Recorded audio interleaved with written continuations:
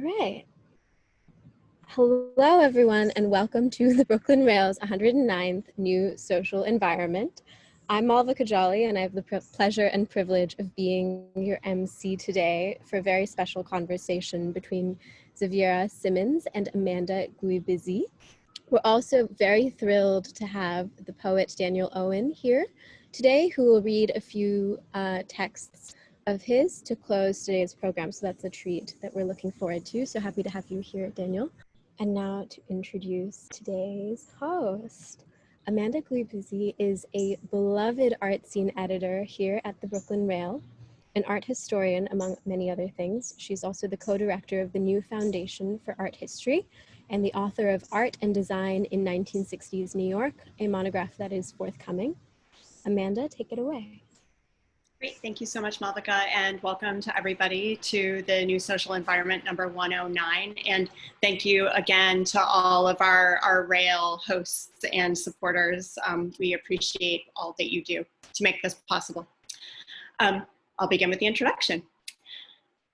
Xaviera Simmons' body of work spans photography, performance, video, sound, sculpture, and installation. She defines her studio practice, which is rooted in an ongoing investigation of experience, memory, abstraction, present and future histories, specifically shifting notions surrounding landscape as cyclical rather than linear. In other words, Simmons is committed equally to the examination of different artistic modes and processes. For example, she may dedicate part of a year to photography, another part to performance, and other parts to installation, video, and sound works, keeping her practice in constant and consistent rotation, shift, and engagement. Among other awards and honors, this weekend, she will be honored with the Charles Flint Kellogg Award in Arts and Letters from Bard College, congratulations, from which she graduated with her BFA in 2004. And for all of you participating, the Rail published an interview with Xaviera in May 2020, which is something that we'll be building on today. So welcome, Xaviera.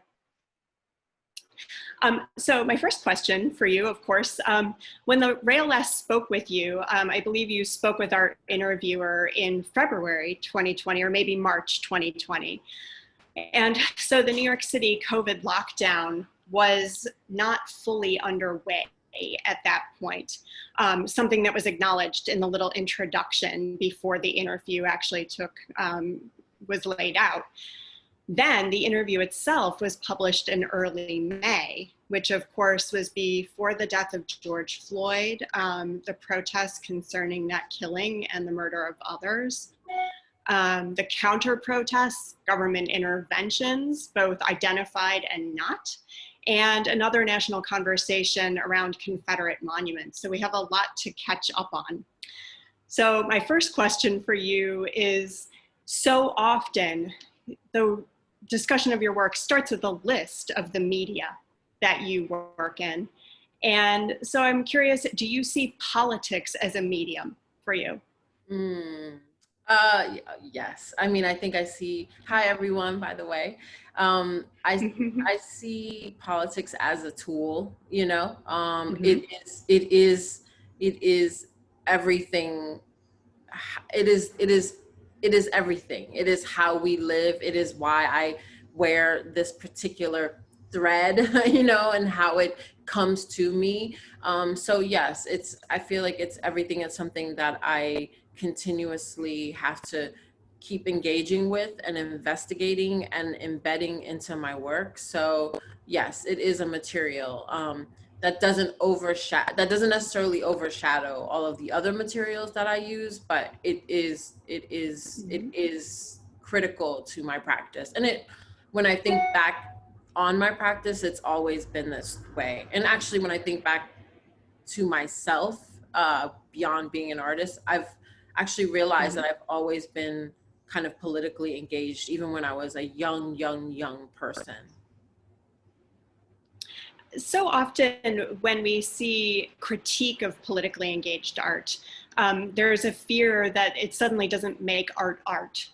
It makes it something else, and that it winds up being something that can be dateable, For example, if we look at the work that Grand Fury made around AIDS awareness, we can date a lot of that work to a moment of early AIDS awareness and things like that. And ideally, art is supposed to be eternal and things like that. So how do you respond to a critique like that? I think that I look at a lot of images. So there's the dating of images, right? So, and I use a lot in my index works, I use a lot of images until the beginning of photography, right? So so I am interested in the textures of images in general. And I'm also interested in the textures of how works age. I mean, works age, and they are, you know, reflections of the political environment that we live in. And I think that that goes across the spectrum actually of all works of art. I mean, we put this label identity politics, or we put this label engaged with like the AIDS crisis, or we put this label on in terms of Black power. But really, I mean, if you think of the people who weren't doing that type of explicit work, there's kind of a lens that we can also look at their works and be like, Yes. wow,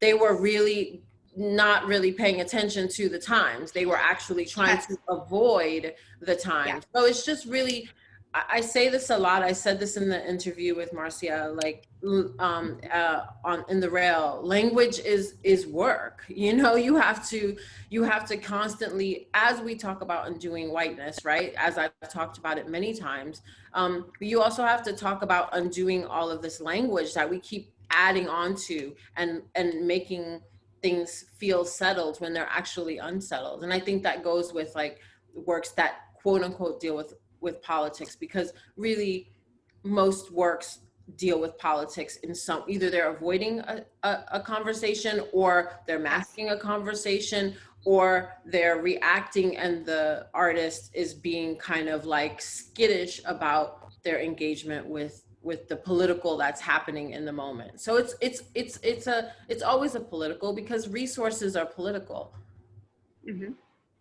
Yeah, I mean, this is something too, I think we could argue that a lot of artists that you were just mentioning could also feel that it was perhaps their privilege not to have to engage with politics. And so therefore did not do it consciously. I mean, you know, I don't want to drag certain artists, but I will say some of my favorite artists say, you know, historical people who worked in the 60s and 70s, say that they don't work. They were not making politically engaged work. But to me, because there was a narrative going on simultaneously, that they were choosing to make monumental works that were basically tied to the accumulation of more capital and more resources, they were actually more political, and they were actually grounding their work in settler ideology and whiteness even beyond itself. But it's just that we don't speak about the work in those terms. And these are some of my favorite artists. I mean, even artists today whose work I find really profound and strange and unnerving. They are constantly working politically. They just refuse to use that language. But I'm okay to use that language and all of the other languages that I have available to me. And I will say, there's something to living. My partner speaks 4 or 5 languages fluently. And there's something to actually living with someone who speaks different languages all the time, because you understand that people make choices with every single word that they say. And when they become conscious of the fact that, you know, you decide which word to use, and you decide how not to use a word in a certain way. And that is the same with all of the artists that we all love and cherish, who make monumental works, who make miniature works. It's always a political conversation. Yeah, I really like the suggestion here too about like the consumption of space with the artists that you're referring to, and this positioning of one's own art onto space to, again, a political move. Yeah. Are you okay with going to some images so that we can show our participants what an index work looks like? Sure. So we're going to move to a screen share, and the index work in the slideshow is number 4. there. Xaviera, do you want to tell us a little bit about this piece beyond what you've already said? Sure. So I started making my index works. I hope that I'm seeing you all or looking at you all the right, that you can see. I'm looking at you, but I'm actually looking at this work.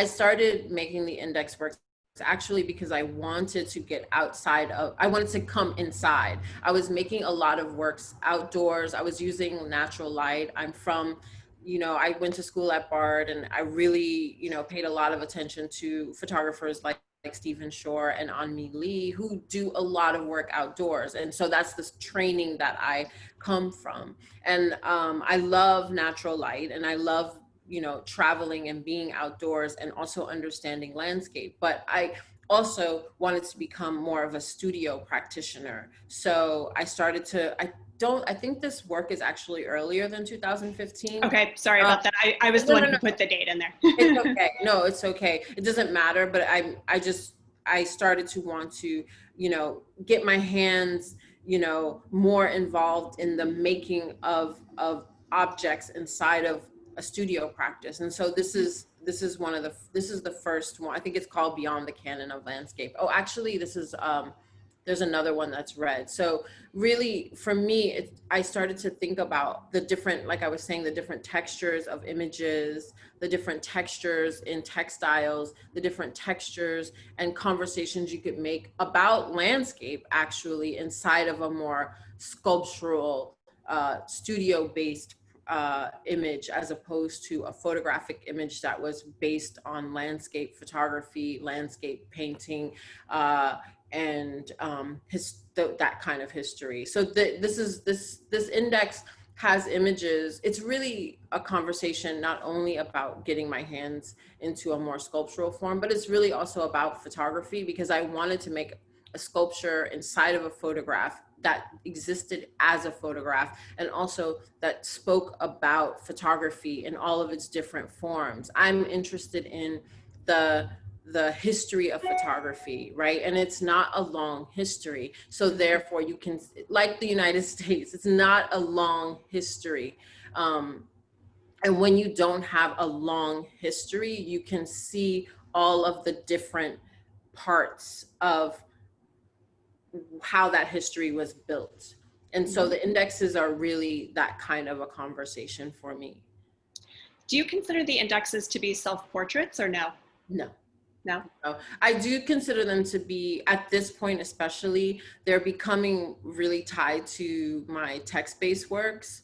And when you spoke about my little brief bio, I try to let the works that I make inform each other. So if I'm working and thinking about text, then I'm kind of thinking about the indexes kind of as the next step. Like, for instance, just this past year this past few months, I've been making a lot of works in my Sundown series that are photographic works that are very tied to history, American history. So, now my impulse is to make a text work, and the text works are, kind of distilling some of the information that I've been taking in to make that other work, to make the Sundown. So, they're not, so none of my work really, for the most part, is very self-portraiture based. It's really probably more embedded in the historical, and then also the narrative, and then the non-linear narrative, if I would say. I want to ask you one more question about this before I move on to other images. Why do you call them indexes? I really wanted to stop. I used to name my works in these much more poetic forms, and long titles. And as you mature, and I feel like a lot of artists do this as they start to mature, they're just like, you know what, this is A, B, C. Like, I didn't want to give the work more meaning than the viewer needed, in a way. Like, I wanted the viewer to be able to enter the work through what is embedded inside of the work.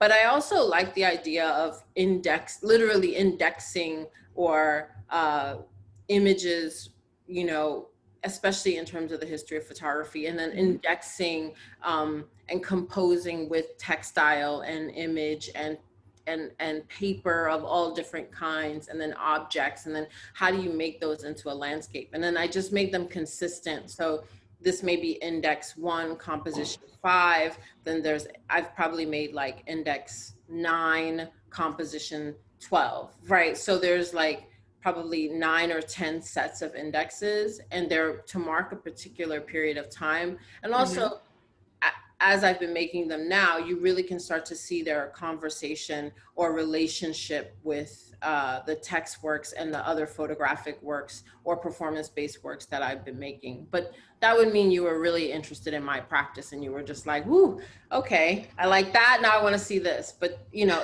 it's really my joy, right? Like my fascination with being able to go in and out of different projects and having them have a relationship with each other. It's really interesting to me to hear you talk about the history of photography, because that was actually going to be one of my questions. So many of your landscape photographs feature you as a photographer or a seer or as a visitor or a recorder. And so I was very, very curious about not just your relationship to the history of photography, but your relationship to the history of landscape photography. Well, like I said, I come out of the Bard College, Stephen Shore, you know, large format, you know, Anmi Lee, large format photography. That is, I'm definitely a part of that tradition. And when you're studying that tradition, the foundations of it are the landscape photographer, because that was tied to the landscape painter. And so I think above all else, I'm kind of obsessed with history, and I always have been. And I American history, of course, and then obviously global history, but American history is really fascinating to me. And so of course I wanted to, especially when I was a younger photographer, wanted to insert characters that I had not seen regularly inside of these landscapes, and who do not normally who are not normally pictured inside of these landscapes. So that was like, especially during the periods that I was making this type of work regularly, that was kind of like what I was thinking about the most. These photographs too relate to some more recent photography that you've worked on, in that they include an apparatus. So here, obviously, we're looking at a camera. I've also seen in your work binoculars. But then also there's a lot of pieces where you have something in front of your face, but not just in front of your face, in front of your eyes particularly. And so I was hoping you would speak to us a little bit about the eyes and how you feel the eyes of the artist are a tool for you. That's a really beautiful question. Wow, you know, sometimes you cannot answer every question. I'm gonna breathe through that question. I'm gonna thank you for that question. Sure. But I don't know that I can answer that question. I mean, Okay.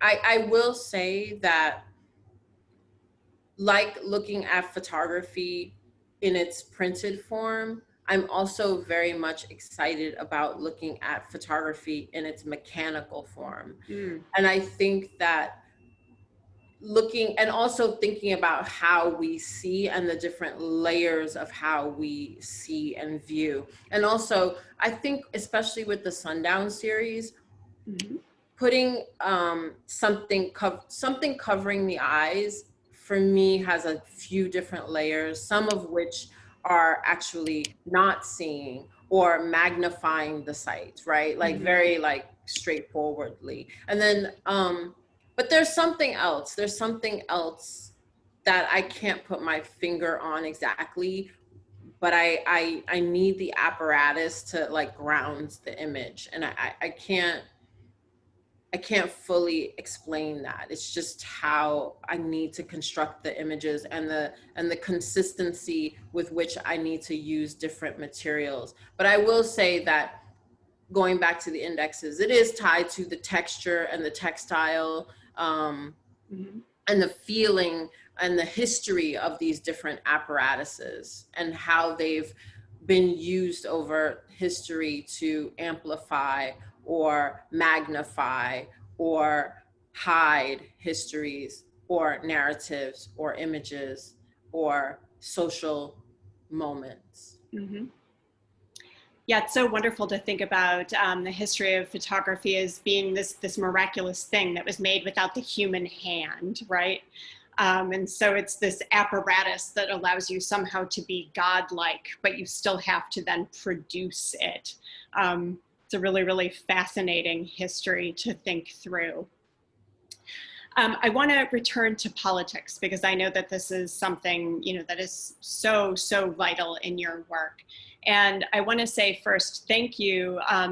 When you talked about Posture, which is an installation that's, I believe it's still currently up, right? At the Institute of Fine Arts in New York? It's still okay. up. And I believe that's the next image on our slideshow.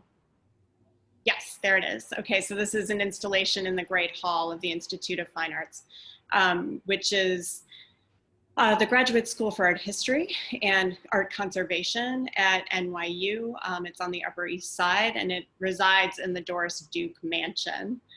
So there's a lot of potency there, and I want you to talk about this installation. But as I said, first I want to thank you because one other time that you spoke about it, you mentioned that you actually were installing it thinking about the guard. And I so appreciated that because I think the guards and the housekeeping staff are the unseen and unspoken members of the art world that people don't notice. And so I wanted to say to you, I appreciate that you mentioned the guard and that you thought about him or her.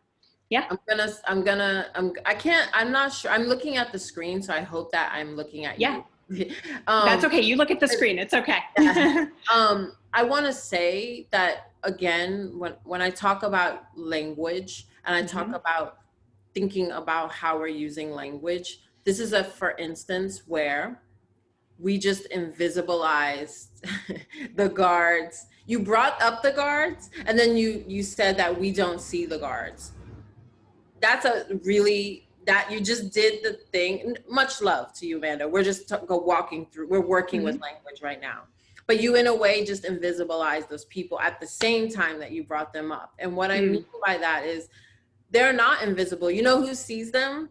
The institutions that don't pay them a good wage. Yes, agreed. They see them perfectly. And that is when you look at institutions and you look at buildings and you look at structures, with the reason why they are not seen as well as they could is because they're not paid as well as they could. And I'm not saying that curators are paid very well or writers or whoever, artists or whatever, but I am saying, given the example that you just said, those people,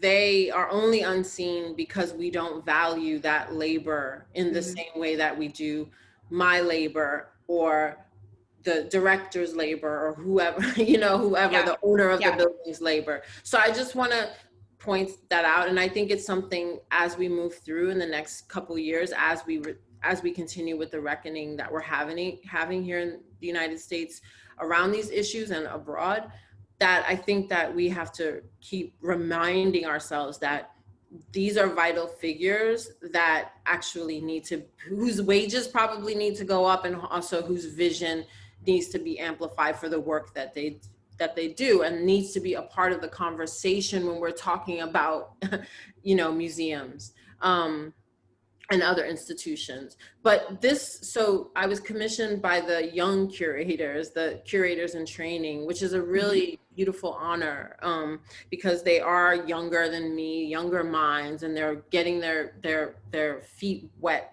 on and working with artists in this way. And this is the only space that I could show in this huge mansion, right? That's also a educational institution. And this was the only space that, this is their exhibition space. And it was really challenging, obviously, because I'm used to showing in all these other different spaces, but not with such you know, this kind of like ornate structure and marble and all these things. But I actually really enjoyed working on this project because I fell in love with the plinth, and I started to fall in love with different ways of being able to show a kind of like complex series of works, and thinking about, okay, I don't have to have, I want to show the paintings, like I want them, so I just put them on the floor, and they're held by the plinths. And then there's another paint set in the back, the black stack, that's a set of paintings that are held by the plinth. Like the photographs everything is loved up by the plinths, which I really would not have done necessarily had I not been confined to this space. And I'm also, I think I'm a little greedy, and like or I don't know if it's greedy. How do you describe being greedy but giving it back? I want people to see more of the work and draw more connections. So I wanted to make sure that I showed the video works, and then also the sculptural works that are, you know, becoming a part of my practice. So, and the guard sits literally right in front. And every time I would come to see the space, I kept seeing the guard. And he's like the first thing you walk into the door. It's beautiful, huge mansion, corner. And the first thing you see is the guard. The first person you see is the guard. And he is there all the time. And I was like, I can't just make a show that is for the occasional visitor. This show, I mean, obviously seeing any show over and over again is not gonna, you know, after a while you're good. But I really wanted to have as many kind of stimulative, is that a word? Stimulating moments for the guard to actually look at, as well as the person who's coming in. So that's why there's like long form videos, and then the paintings, and then photographs, and there's works behind those works. So when you walk up the stairs, there's like actually works that you can see only from above and then from the side. So that was the impetus for this construction of an exhibition. This is deep history, but I actually worked as a guard at the Metropolitan Museum of Art when I first moved to New York. Oh my God. And so talk about low pay. Wait, I have one question. How did you know to do that? Because I'm from New York. I've been going to the Met my whole entire life. And never in my life would I have been like, oh wow, I could be a guard at the Met. I went there as a child, so nervous to pay 25 cents. Like I would get stressed out, and I would be like, with my 25 cents. And I never thought like, oh, I could work here. I could be a guard. Like, how did you think to do that? I was dating an artist, and he was a guard. So one of the reasons that really struck me, your comment really struck me, is yes, being able to see different things was a huge gift. Being able to read things was a huge gift. But also, I wondered, are the videos, do they have sound? No, these videos don't actually have sound. No. That's the best gift of all. Right? Because it's one thing to look at something over and over again, but it's another thing to listen to something for like 5 months again and again and again and again. Yeah, exactly. Yeah, there's no sound actually, in any of these videos. But there's a lot of movement and repetition in the movement. I'm trying to decide what question I want to ask you next. You mentioned this is, of course, has a Sisyphusian task to it. Do you want to speak to that a little bit? What's going on in this image? So this work is actually a part of a 3-channel video series. So one of the channels is this particular, I had never made animations before, so I was really excited to make really simple animations. And the reason why is because I wanted them to do tasks that were so mind-numbing and monotonous and they had to, and they're ultimately, if you see the whole video, they actually, there's probably like 16 different tasks that are being done. Some are like swimming, they swim and then they drown. Or this person just builds rock upon rock upon rock. There's another one where two women are going up a hill and then the rocks fall and actually trample them. And then at the end, all the characters come to a ledge and they drop off the ledge. So I don't know, I kind of wanted to, I think a lot of my work is made in light, and I actually, but of course, you know, I understand that great horrors actually happen in the most beautiful light, right? Like, like when you travel through the South and you see, you know, the plantations, it's stunning, it's gorgeous, it's sunny. When you go to Poland and you see concentration camps, it's fucking sunny still. When you go to Vietnam and you see the landscape, it is still sunny. And there's something to me about that I constantly have to sit with, that the things that we do to each other happen in some of the most stunningly beautiful surroundings. And that's kind of where I started thinking about this kind of monotony. And there's also these blocks, these rocks kind of fall down in one part of the video in like all these different contemporary color patterns. You know, because like I said, the things that we do to each other happen in some of the most beautiful landscapes, in the most beautiful environments. And it's just something that I constantly think about. So this work actually is doing that for me in this video. I can really understand now your own personal history as a landscape photographer coming through in these videos. I really, really appreciate that. Thank you. If we can go back to the posture installation image, can you tell us a little bit about the text that's included here? Because I at least cannot read it from the screen, so I'm curious about that. I can't read it from the screen either, so let's go to the next question. Okay, well let's talk about language then. Writing is, of course, a part of your practice, both as an essayist. You know, your essay in the Art newspaper addressing the recent Whitney Biennial was really, really just beautiful and really, I thought, gorgeusly conceived. But also it makes an appearance as a medium in your work. And so I was very, very curious about that. We're seeing it here, though we can't read it.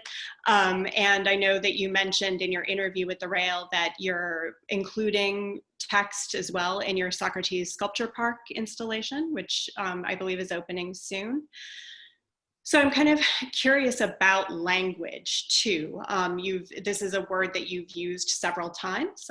So we're thinking about political language, the language that we choose to use, but then also text as something that's visual in your work. So can you speak about language and text and this idea of this as, is it a medium? Is it like paint, or is it something else? Love these questions. Gosh, I mean, I grew up with a writer. My mother is a writer, so there's that.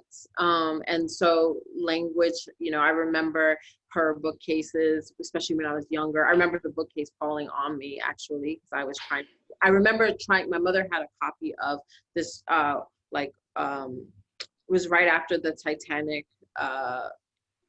implode, or what happened with the Titanic, you guys? Hit an iceberg.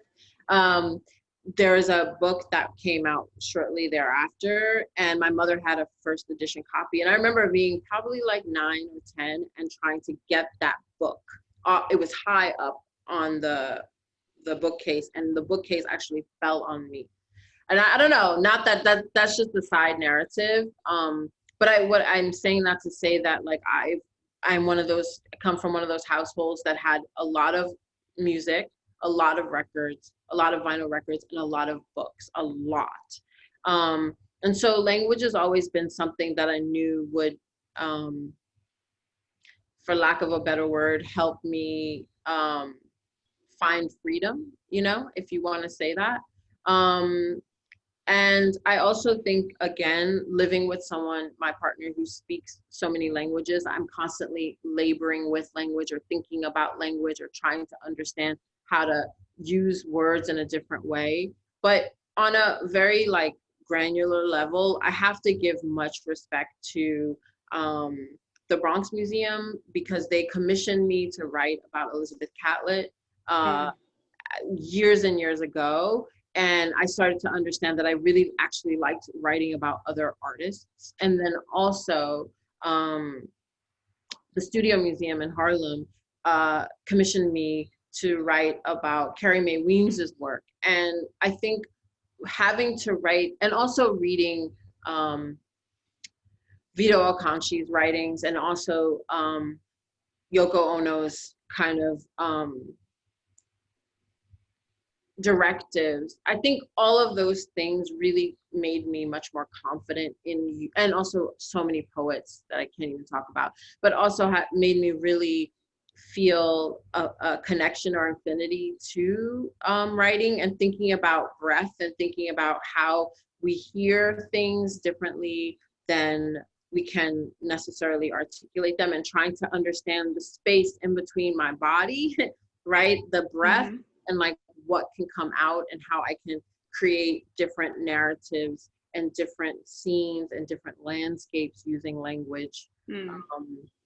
But I feel like, as I'm telling this story, I feel like what really stands out for me is actually writing about Carrie Mae Weems's work. And I think I don't remember when I wrote the piece, and I think it's actually up right now on Studio Museum's site.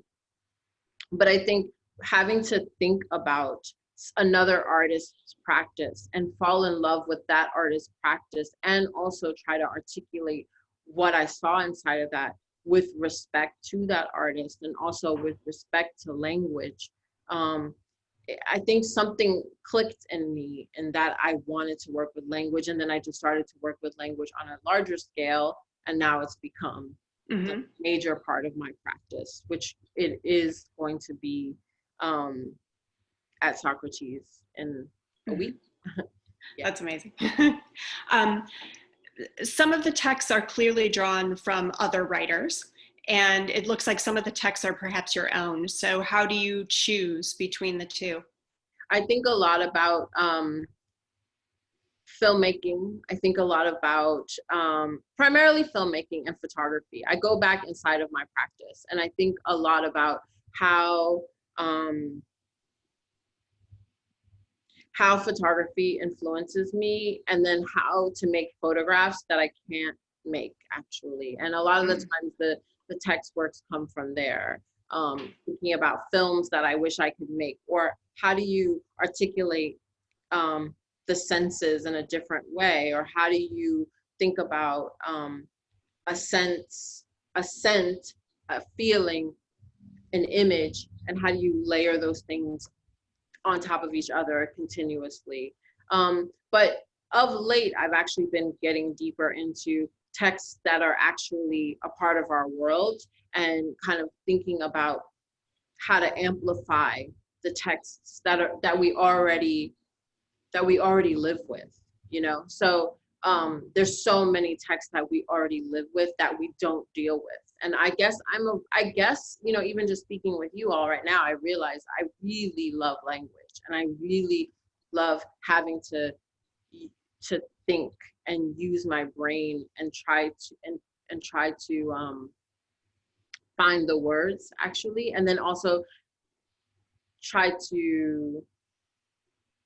really love trying to not just go so fast with language sometimes, but actually slow language down, and actually have to remember words that I might have lost, or language that is leaving us, and try to incorporate those things into my work.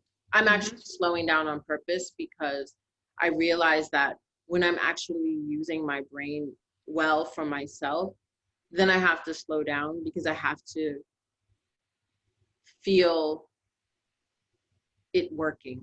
And therefore I have to think about language in a different way, which is what happens when you speak more than one language, right? You have to choose different parts of the language in order to fill yourself with the right words to say what you want to say. That's really beautiful. Thank you. Robert Smithson, another artist who is really well known for his writings, wrote that language was matter, printed matter. So he really thought about it as this thing that is material. He also wrote too that he felt that words could be amplified, as you suggest, perfect, by the scale of the letter. So this was from an artist statement that he wrote. The scale of a letter in a word changes one's visual meaning of the word.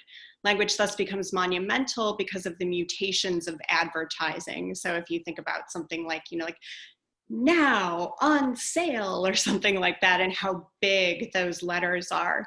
And so I'm just curious, a nuts and bolts question. Do you change the scale of your letters? No. And by the way, I love this so much, and it makes me so happy to see it. And also, I really thank you, Amanda, for paying attention to my work in a way for this forum. Thank you for paying attention, and also thank you, The Rail, but thank you, Amanda, for paying attention to my work to the point where you would pull. I'm actually about to cry because thank you for paying attention to my work, that you would pull this particular piece.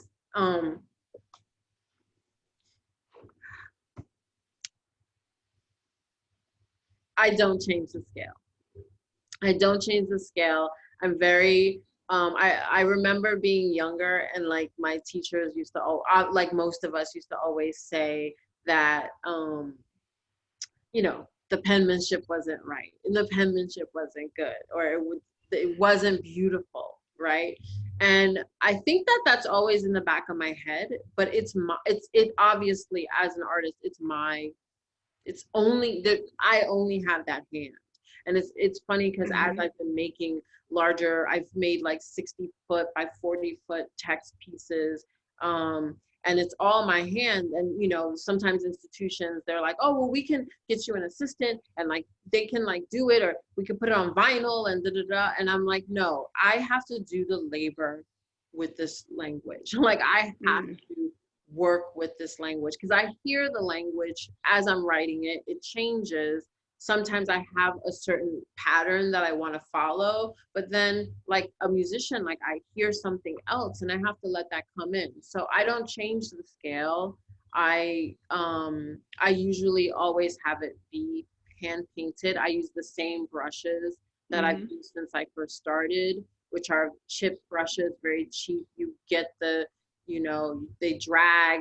I have to do a lot of corrections with the language, with the text, in order for the language to look the way that I want it to. So no. That's really interesting to me, the rendering of the piece that we are able to see from Socrates includes the mention of the labor. And so I was curious about that. Is that your labor? No, that's not my labor.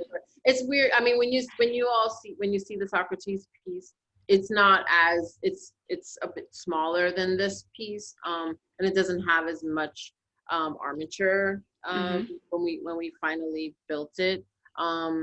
But no, it's really about, so the Socrates works are 3 works, so it's really about the 3 works in conversation with each other. And I don't want to give it all away, because of course.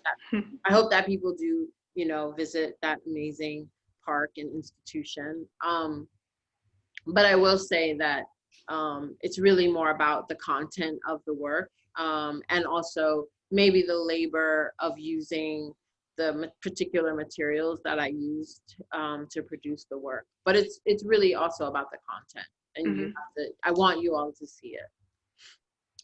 In the earlier Rail chat, you mentioned that you were really interested in being able to walk around it, which I thought was so interesting, right? We think about sculpture as being in the round, of course, but monuments often were meant to approach them in one way.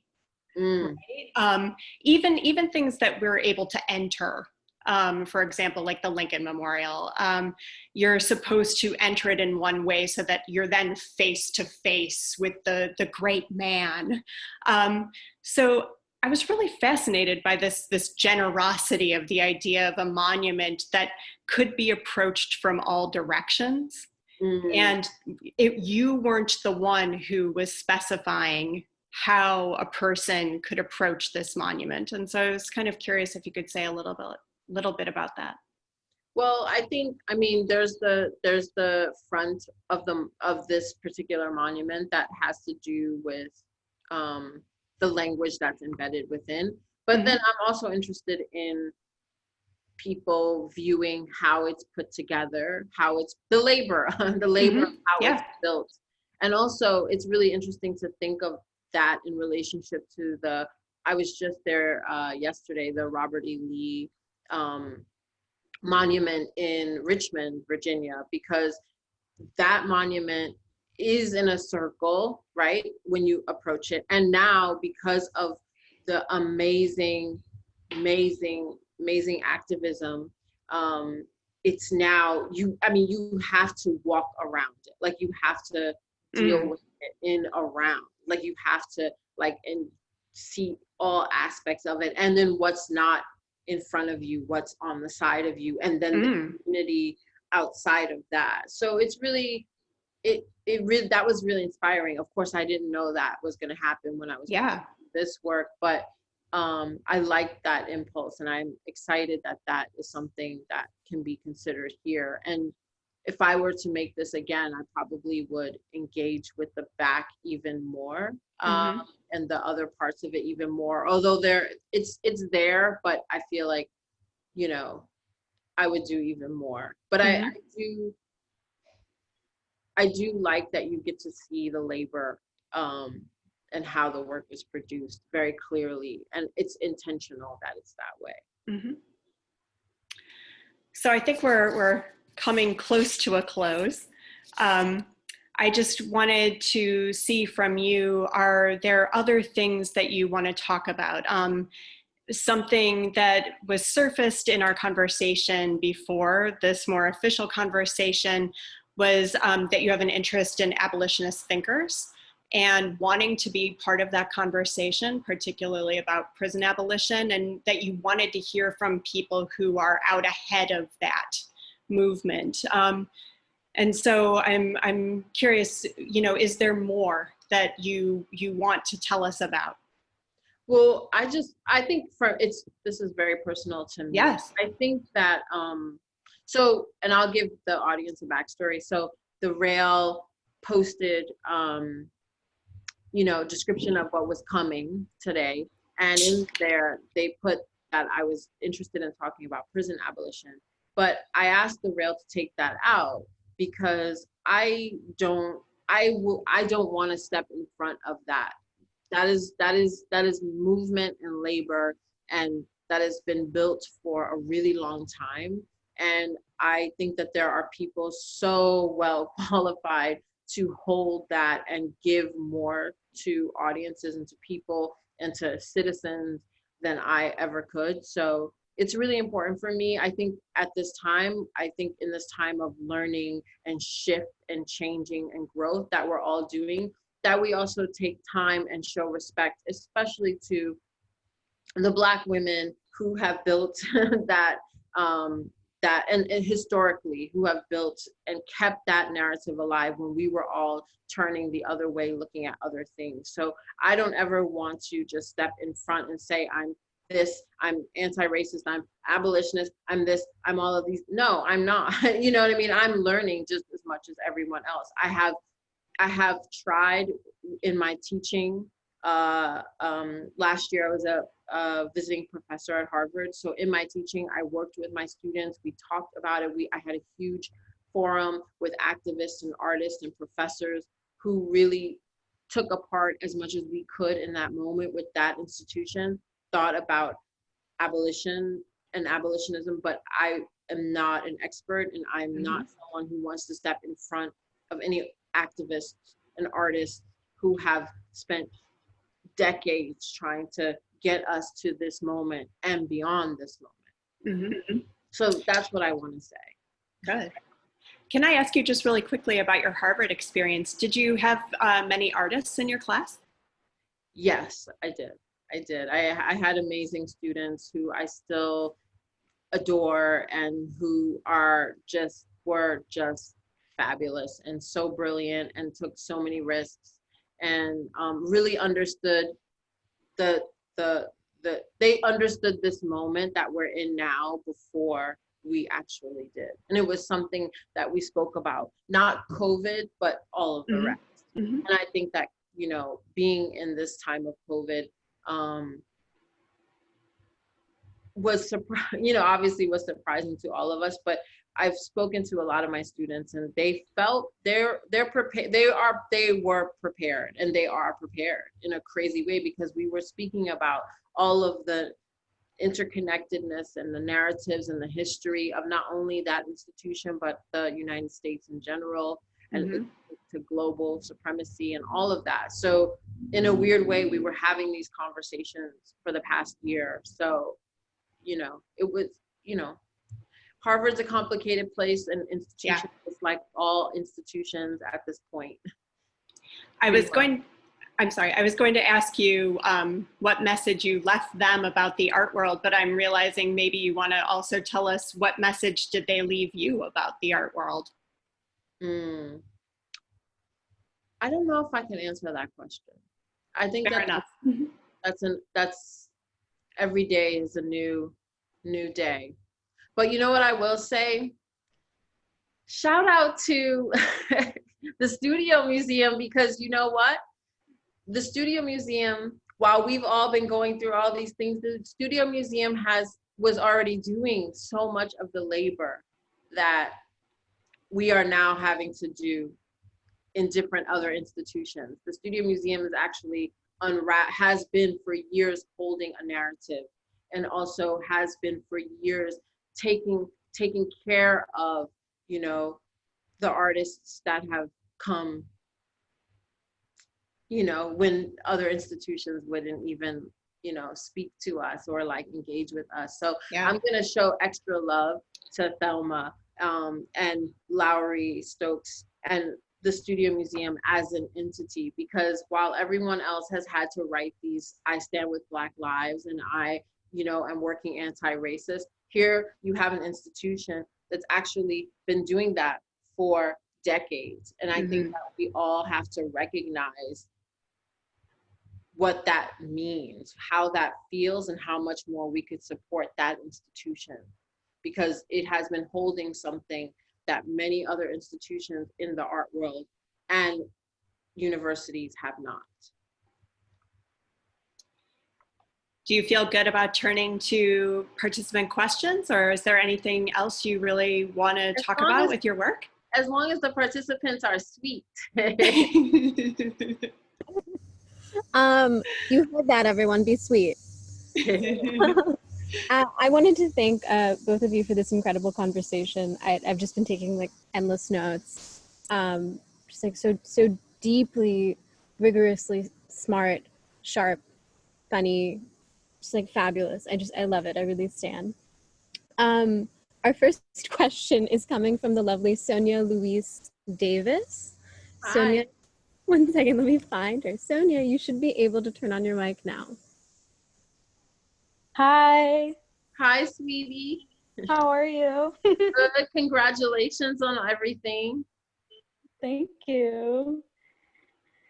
Well, I have a very self-serving question, because Xaviera, your work is so improvisatory to me, and I find rigorousness in improvisation. So I wanted to ask you where you locate kind of the improvisation in maybe inside the studio or in your work when you're installing a show. I want to get to see posture in person, but you know, like I feel like there is a thread in how everything is connected for you. I loved when you spoke about that at the beginning. So I'm just very self-serving, wanting to hear you talk about improvisation and where it finds itself in your work. I love that. I wish thank you for that. And you guys, please check out Sonia's work. I mean, fabulous, amazing, stunning. I think I'm much more controlling than I appear to be. I think that I actually wish that I was more improvisational.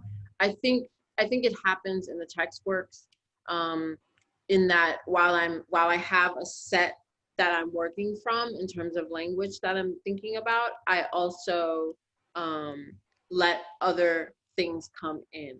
And that happens while I'm painting those works. I think with the indexes, I have an idea of the textiles, of the fabrics, of kind of the landscape I want to create, but I also work with human bodies when I build those inside of the photographs. So, I have to, they have to stand straight and they have to do certain things. They have to hold for a really long time. Wind comes into play. I shoot a lot of my work. I hate that word when I'm talking about photography. I make images a lot of the time in natural light or in natural conditions, which means that I get beautiful things like wind, or if I'm making a video, sound or wind and sound. So I think in those ways, but I'm also, I'm very, at the same time, I have my hand, I want it. I want to sculpt it. I want to do it myself. So I control a lot more than I probably should.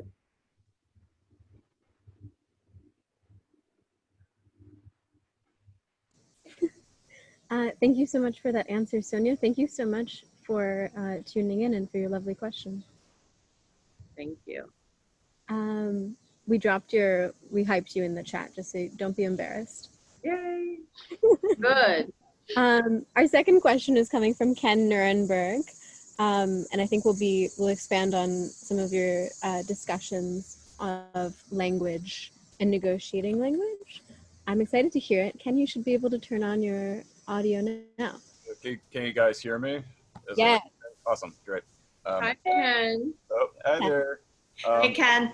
Really enjoying this. Awesome to have this going. And hi, Amanda. I haven't seen you in a long time. I know. Let's see. I gotta find my question on here because, of course, I can't remember it as soon as I wrote it down. Oh, there it is. So I'm curious about the relationship between the idea of like a sculpture in the round that's using written language and is designed to be approached from all sides by the audience versus language through speech, through sound, and how that also happens in 3D space, but it radiates out from the source towards the audience rather than the audience kind of coming into to see this object that has language going on. Is that is that relationship the difference between written language approached physically versus sounds? Is that something you think about when you're working, or is it at all? I love that question. That question might be over. I want to say that might be over my head in a way, but I want to say that I was a DJ I've always lived with sound monumentally, like as in my family, like as in I remember the records in my mother's collection, vinyl records, my father's collection, and I also, my aunts, everything, right? So I grew up in a household where sound was always happening, and I grew up in a community where sound was always happening. And then I DJ'd for 10 years, pretty much straight, to put myself through school. So sound was also a way for me to move through to other types of being of myself as a student, I used to wait tables, or then I was a photographer's assistant, right? But sound actually became where I became really liberated, in the sense that once I started working with sound as a DJ, and having that sound close to me, I realized that I had to take it to its next step, which was to be a full-time working artist. And I actually used sound. I stopped doing any other work besides being a DJ, and I made $150 a week, enough just to pay my rent. And then so sound actually helped me to pay more attention to my studio practice. Mm-hmm. So I think that sound, the way sound operates, has always been helpful, useful, critical to how I make anything. And I actually hear language when I'm writing those text works. I hear them, I hear it as sound, even though it's written on a paper. And I think, you know, the structure of speakers is a beautiful thing. So I don't know, I think that all of that is kind of the ingredients of like how I even think about the human body, and think about breath, and think about how you amplify, and how breath can be dynamic, and how you amplify when you stand up straight, right? There's the back and there's the front, and in the middle is the instrument. That is how we're making sound happen. And I think that's probably all, that's all ingredients in my work somehow. And that's how I get to this type of text work. But I also, and I'll just end with this, I also think, you know, I've read a lot of Richard Serra's writings, and I love the fact that he was in a relationship with Joan Jonas, right? And like, I love the fact that, I don't know the ins and outs of that, but what I love is that he, engaging with her, he got really closer to movement, right? And I really appreciate that. I really appreciate that part of his practice, getting closer to movement as a way to expand outward. No, that was awesome. That totally, yeah, that didn't go over your head at all. What are you talking about? Thank you, Ken. I find this funny because like right now the vantage point is like we're all standing over your head from right now. Like, it's quite a zinger. Thank you for your question, and thank you for that lovely answer. Our next question comes from one of my favorite people in the new social environment, unfair to say, in a democratic space, Sergio Aguilon Mata. Hey, but will be read by yours truly. So on behalf of Sergio, I'm reading the question. His question is, on political art, I agree with the point of view that says that seemingly apolitical art implies political affiliations in some circumstances by omission, so all art includes a politics. But I also think that artistic discourse must seek for a way to demand rereadings as opposed to some political thesis, which is satisfied with one single encounter. This might be over my head. This is different from saying mockingly that art must be eternal or anything like that. Vera, how do you address politics in art without reducing the discourse to a thesis that would be exhausted at the moment of being understood? Or, right? How do you manage not to cut oxygen to your art with a political thesis? Ooh, Sergio, I know if I can answer that question. Can we have another audience member answer that question? Fong, I know you got a lot to say. Wow, that's There's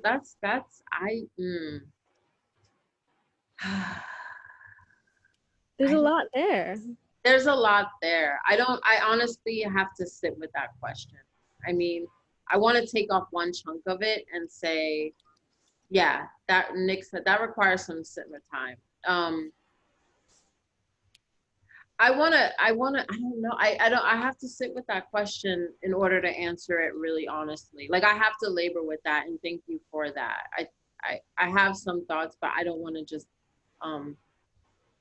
jump in front of what I know, which is I can't answer that question in this moment.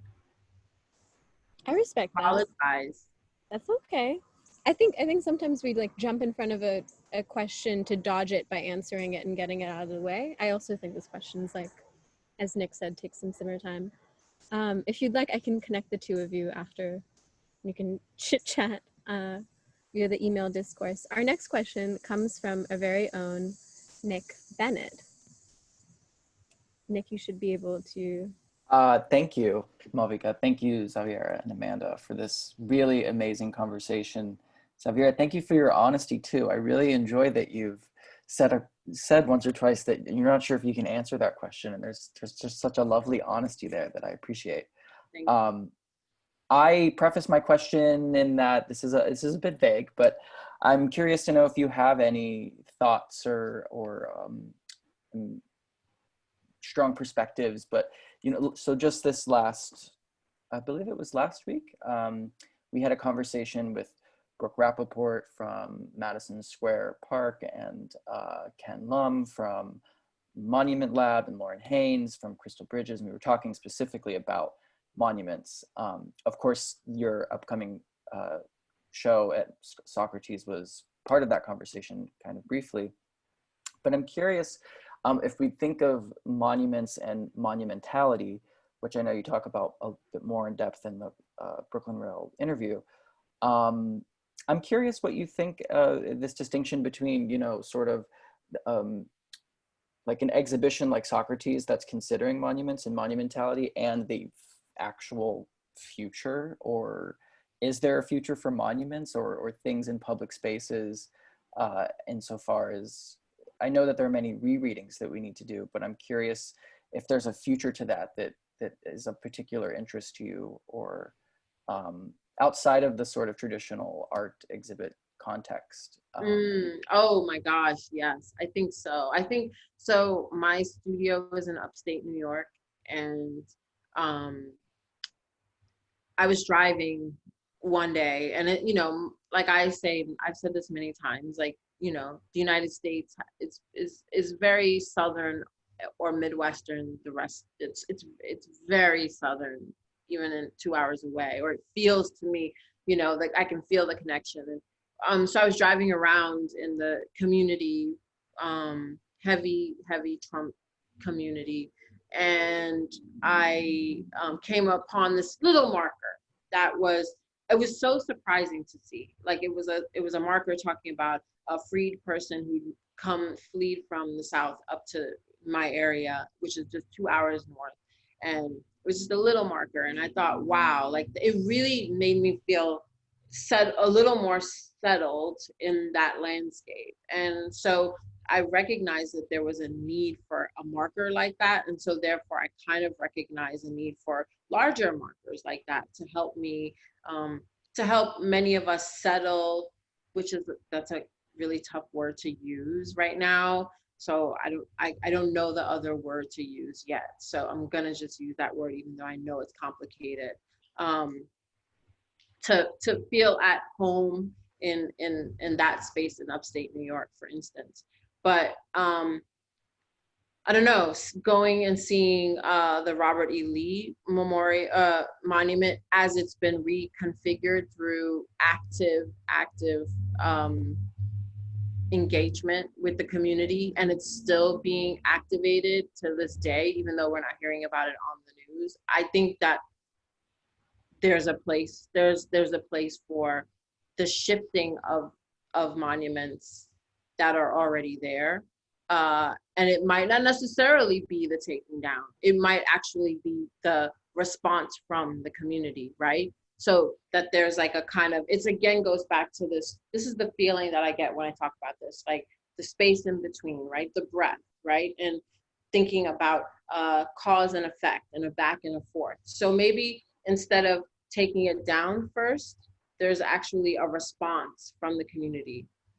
And I don't mean that to be, there's like a hanging or there's like a destruction, but there's some kind of like activation from the community that is opposed to it or against it or for it, some kind of way to like have a dialogue conversation with these things before they are removed or placed in another space. And I think, I really think the Robert E. Lee in Richmond really does that. So in that respect, yeah, I think that there's space for monuments, but I also think that we have to reconsider everything that we are living within or have lived within, because if we really want to have monumental change happen in the United States, then we really have to think about the things that we've held so close, and the fact that those things no longer are useful for the new kind of world that we'd like to build, which may or may not include monuments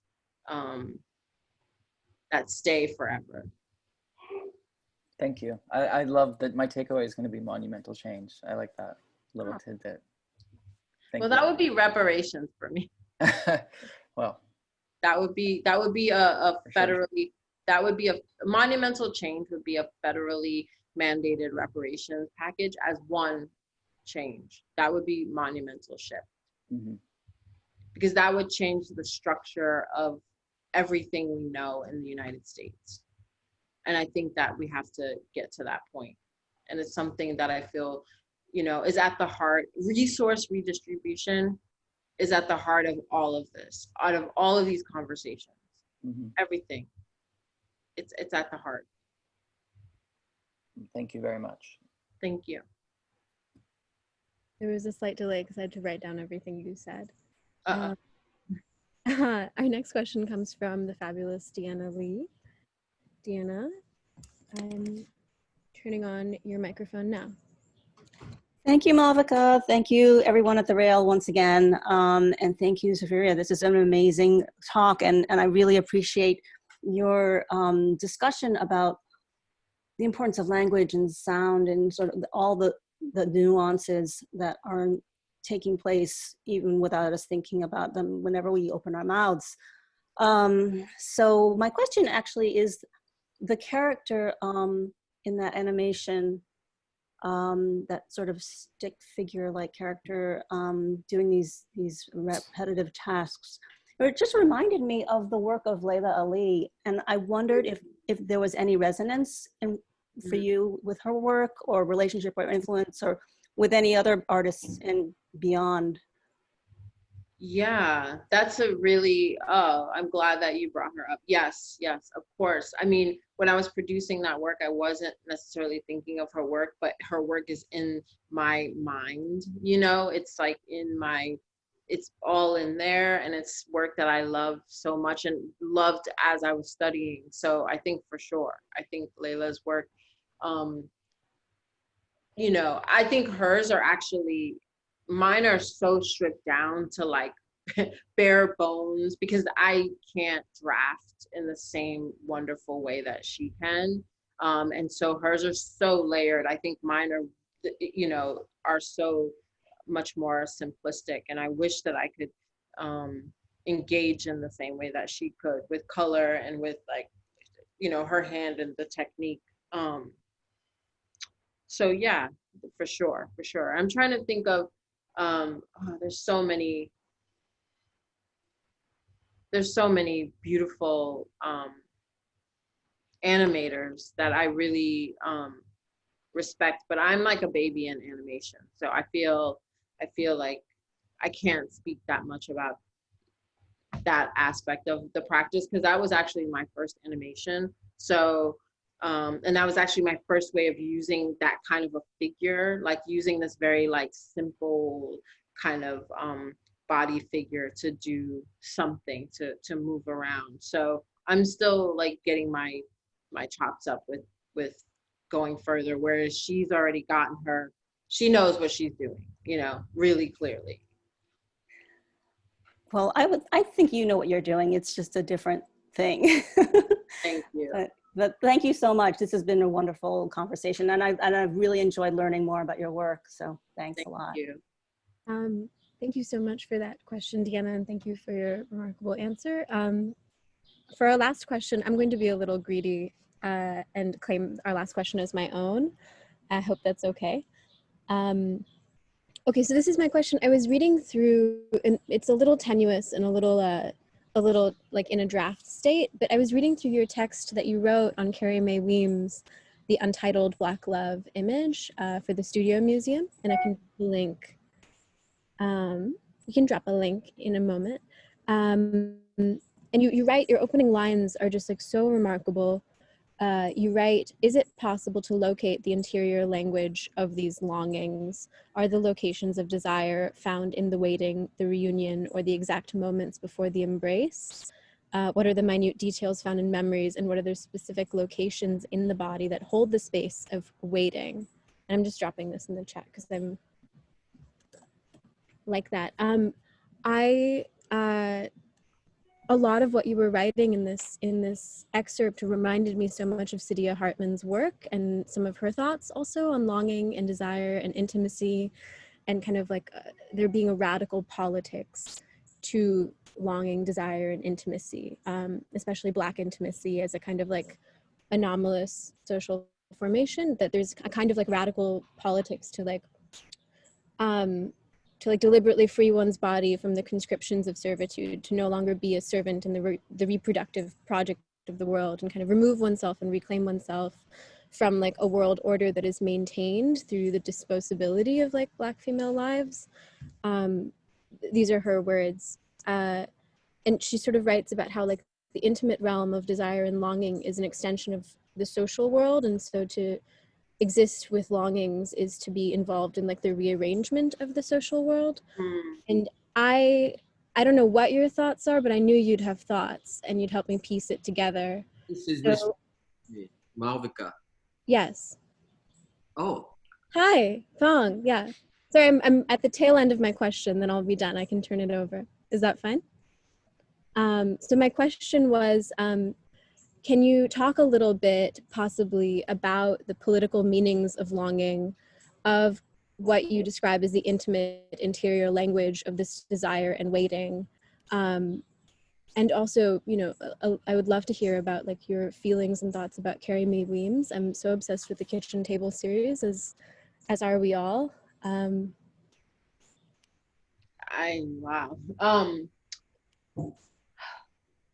You know, it was really, I loved writing that piece because at the time that I wrote it, I was looking at something that I actually was feeling, right? So like sound, it was something that was true to myself. Like I having to really reflect on the space between my chest and my back, and like that in all of this internal, right? Like I had to keep reflecting on it because it was actually really, so there was something really personal happening to me in a really beautiful way. You know, even I tend to think of making work, especially in my studio, as being heartbroken or being like totally radically in love with, right? Like there's like those two poles. And like I think when I was writing that piece, I was actually experiencing both simultaneous, like they were colliding, and they are all, and that feeling was also tied to actual physical people who come from different worlds than I do. And so I had to try to find the language to not only articulate a reaction or a conversation with Carrie's work, which is, you know, we all know Carrie as being this goddess beyond mind-blowing human being, but also think about my own, you know, reaction and feeling to longing and wanting to be held, right? Wanting to be cherished, or wanting by a target, or I hate using that language, right? Like I said, shooting and target, right? So I'm gonna say by a beloved, right? Like when there is a beloved, whether or not the beloved returns your gaze or returns your desires, you still are left with the feelings that you have with that beloved. And those things can turn in and really do damage to you, or they also can like really like blossom out. And I feel like I had a beloved that I was looking at, that I had to navigate. And I also had a beloved in terms of that image that I had to meditate on and think about. And so that text is really the combination of those two things, that beautiful text, that beautiful image, and then the actual lived experience of a fleshy desire that I really had in the moment. You know, there's always other things going on when an artist makes a work besides the work, right? But I think we forget that, the other things going on. So beautiful. I love this articulation, especially as like a corporeal desire, this thing you said about the like, it just all like making work as being heartbroken and then also radically loved. Just really just like resounding. I think our final comments are coming from our very own publisher and the captain of this fine ship, Fang Bui. Hi. Fang, you should be perfect. Thank you, Xaviera. Thank you, Amanda. I'm sorry I lost a few moments because I was in a text meeting. No, you're great. Hi, thank you. Lost a few of it. Sorry, I've lost a few of it. But I want to ask a question very important for us, artists and thinkers, to be extremely clear how we communicate. You know, that's exactly the time that we are living in today. We have to be reminded what Wittgenstein once said, the limits of my language mean the limits of my world. Mm-hmm. It just occurred to me that the job of the writer is to make us see the world as it is. Words are events. They do things, they change things. I think it's very important to be clear about that. Language, even though we know can be both concealed and revealed at the same time. And my question to you is very simple one. I know the written text on the sculpture and all the performative thing you've done, but last September, at Socrates, Xaviera, you did the immersive performance. And that is transient, that is a time-based performance. Whoever were there pay attention. It was a very awkward performance in a sense because people were there to have a party. And you gave this amazing, serious performance. Very few of us really there listening to the whole entire performance. So that was beautifully orchestrated. And my question is simple. How do you differentiate between the performance when you do with such careful spoken words and when you chose other texts in which you painted as a, you know, an artwork to be seen, not to be heard? This rail community is here. You guys are smart. These are some of the best questions I've been asked. I have to be real honest. I love that question. I mean, that wasn't a performance, actually. That was language used. That was just what I wanted to say, accepting an award in front of that community with Aggie, knowing, you know, the support that I've received from Aggie and knowing that like that was a community that I was talking to, you know, like there were a lot of Art for Justice people there. There were my friends, gallerists, family were all there. And I wanted to be clear, you know, and even in this conversation, it's the same clarity. Like there is a real political need right now. I speak from a specific group because that is the lineage and that's the ancestral group that I come from, which is tied to the foundations of this country, which is tied to, you know, 400 years of enslavement. And I've seen it throughout my whole entire life and my family's life, what that has meant. And also, obviously, the taking of people's lands, of First Nations people's lands. And also, obviously, I have to, you know, that the white supremacy in its like fullness. And I've lived through that my whole life. My father was a sharecropper, you know, so my family all comes from the South, like, you know what I mean? So for me, that is like my true language self, you know, but like I said in the beginning, there's still beauty in these things happen in the most amazing circumstances. That was a beautiful party, but I'm okay during that beautiful party to also get to the real seriousness. And then we can go back to engaging. We have to be able to hold so many different narratives simultaneously. Like when you think about institutions and you know, activism, it's like, of course, everyone is, you know, implicated in all of these things because we're all tied together. We're all balled up. So how do you start to unravel a lot of the narratives? So for me, I think with the Socrates works, they're straightforwardly political for the most part. They're straightforward, but they are also about the textures and the hand and the painterly and the sculptural and the material and the metal and the plaster that's on one of them, and then at the same time they're also about the policies and politics that they engage when you see it. So It was beautiful. I mean, I took it as a performance. Whether it's a acceptance speech of the war, it turned to a performance. And I filmed the whole thing, so I'd be happy to send to Amanda and Malvika and our team. thank you. Thank you. Yeah, we can repost it. It's yeah. Yeah, definitely. That would be great. Well, thank you so much, you guys. It's Thank you. nutrition for the heart and the head today. Thank you. And thank you all who's in the audience for joining. You beautiful people, thank you. And thank you for bearing with me as I couldn't answer every question. No, you're perfect. Absolutely perfect, even in the unanswering.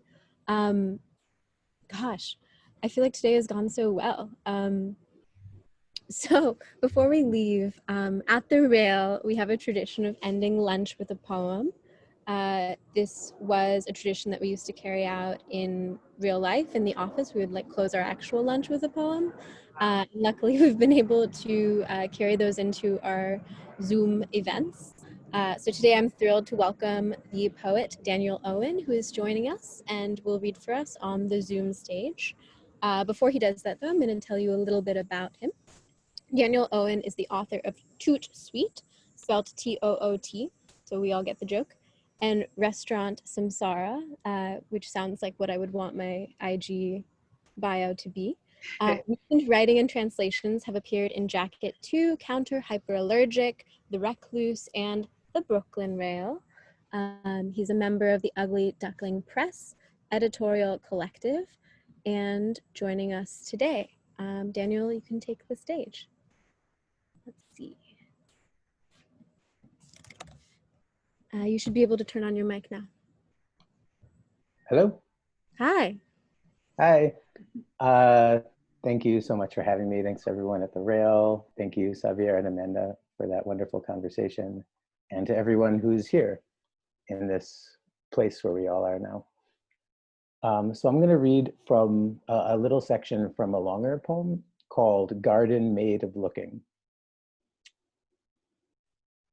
Am I audible in a way, in an appropriate way? You're audible in every appropriate and inappropriate way. Go ahead. Cool. Thank you. So this is from Garden Made of Looking. In the green story, your skin turned to leaf, birch bark. You stepped out over the glass, the hole below held below. You held above, looked in. Moments, days long as breaths, caught for a time in shades of relief. To look down was to sound that contour, to sound its release, bending breath into duration's shape. For however long or short the dirt that defined the whole was plain as day deepened. The dirt that'd been dug and carted off. Where was that dirt and the worms who kept close in it? What was clear was the candy wrappers and empty plastic bags caught in the nubs of the mass. These would need a science birthed from fleshier soil to grow, but you could see that. Was plain as day depending on the reverse chance that scoffed at fate in the face of plastics, dye. You could see into them with your hands. Despite the glass, the mammoths and krill of your still waiting work and the birth sap amplified under glass. Sand's gift to compromise with time. Your lips would need to teach out from what unknown. Hard scrabbled pollen wiped the list from your sheen. Dust wiped the looking glass clean. By night, an electric lamp lit the bored cave.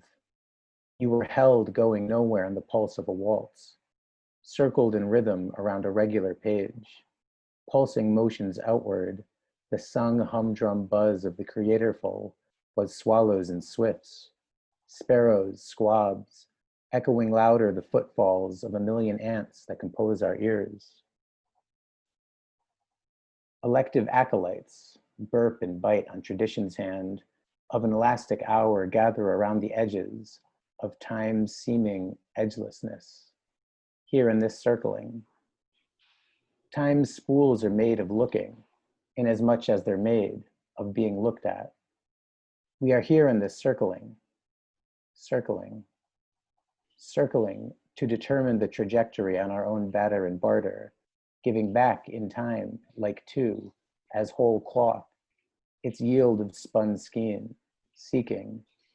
We are here together circling in the math, circling after the end of the world, after the end of the world. Hear the flap of banana leaves, ears aroused in wind, dusk crickets chirp, the studied sigh of a fly's buzz. Further waves outlap and lick at the South Sea's sand, their salt in the wind circling, circling, circling from centerless space. Nearer, neighbors' footfalls in the fruit garden, quiet talk of timing, pests. The word is alive in the world. The world is alive in the world. Circling here with us, is us, circling, wordless circles, together contours circling, circling.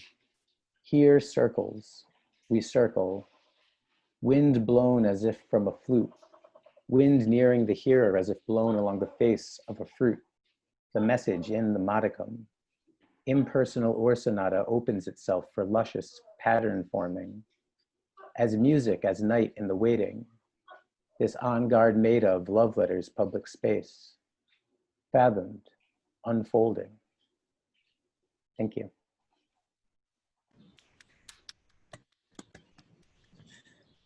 Thank you so much, Daniel. And thank you, Xaviera and Amanda. And thank you to all who came out today in the audience, in the chat, asking questions, thinking thoughts. Please join us again tomorrow at 1 p.m. Eastern for Art School Confidential. Sounds saucy. When we will be joined by a panel comprised of Dewey Crumpler, Carol Becker, John Priola, Gordon Knox, led by Dore Bowen, who will discuss the future of art schools. And that will be, as always, at 1 p.m. Eastern at the proverbial lunch counter right here in the Zoom. Looking forward. You can now turn on your microphones and say goodbye on your way out, or shout out whatever you want. Let's see. Thank you. Thank you. Thank you so much. Thank you. Thank you. It was wonderful. Thank you, Amanda. Thank you, Song. Thank you, Daniel, for the beautiful. Thank you, Malvika. Amazing conversation. Love it. Yeah. Thank you, Nikki. Hey, Susan. Hey, Fong. Hey, thank you. Susan. Great. Amanda, done, everyone. Xaviera, beautiful. Thank you, Daniel. Right? Daniel. Daniel is actually tuning in from Indonesia, correct? Yeah. But, Unbelievable. Big night over Time there. is it? are you safe and healthy? 1:30. Yeah. I feel like I didn't know if I should mention that or not in your bio, but I was like, Daniel's a mensch. Daniel's turning up. I have a friend tuned in last week from the Philippines, so I know how late it is for you. Yeah. Thank you for making the effort. Yeah, thank you. So much. Thank you so much. Thank you. Have You a all. wonderful afternoon, everyone. Xaviera, that was Thanks, so everyone. Thank you. great. Thank you, Siberia. Thank you. Thank you, Daniel, for the word football. I need that. Oh. Yeah, thanks. You're welcome. Daniel, is the Garden of Looking, that's unpublished so far? Yeah, unpublished. Okay, okay. Well, let us Looking know whether you forward. can participate in the series we're doing. We'll invite you. Beginning actually this Wednesday, 12 Wednesdays straight till the election. 8 posts every day for 2 hours. political poems. Oh. Begin in history till now. Yeah, but thank. Be safe, okay, you guys. Thank you.